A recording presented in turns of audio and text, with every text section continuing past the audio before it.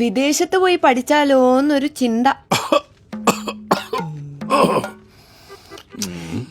യൂറോപ്പിലെ നല്ല യൂണിവേഴ്സിറ്റീസ് ഉണ്ടച്ചാ. യൂറോപ്പിൽ പഠനത്തിനുള്ള വിസ എന്ന പേരിൽ നാട്ടിൽ തട്ടിപ്പ്. ഓഹ്. അപ്പൊ കാനഡ? ആ, അച്ഛന്റെ സമ്മതമില്ലാതെ കാനഡയിലേക്ക് പോയ യുവതി സായിപ്പിനെ കെട്ടി അവിടെ സ്ഥിരതാമസമാക്കി. അല്ലേലും തന്നെ എന്ത് വിശ്വസിച്ചു പോവും അങ്ങോട്ടൊക്കെ. സമ്മതിക്കൂല. എന്നാ US PG ചെയ്യാം.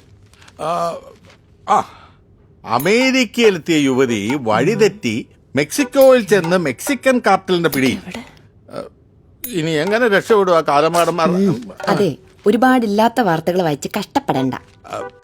അല്ലെങ്കിലും ജെനുവിനും സേഫുമായിട്ടുള്ളതാണെന്ന് എങ്ങനെ വിശ്വസിക്കും? അതൊക്കെ ഞാൻ കണ്ടുപിടിച്ചിട്ടുണ്ട്.